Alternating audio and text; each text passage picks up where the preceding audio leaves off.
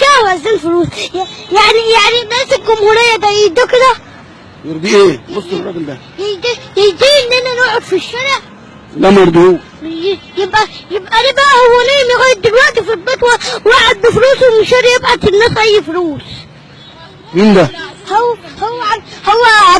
هو السيسي. ماله؟ قول تاني كده اللي انت قلته.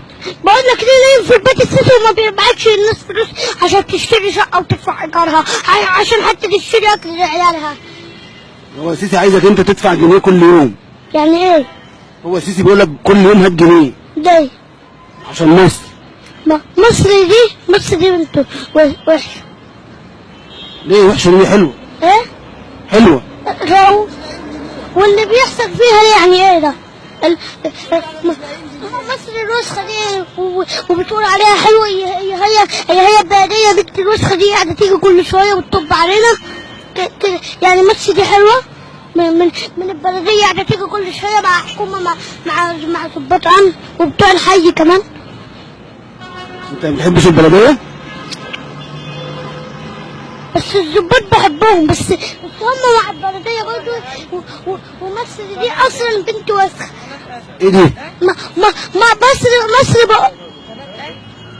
مصر بقول لك دي بنت وسخة عشان البلدية دي قاعدة تيجي كل شوية. مصر دي بنت وسخة عشان البلدية كل شوية دي قاعدة تطب علينا. حرام حرام تموت ضحكة بريئة في شفايف الإنسانية. حرام.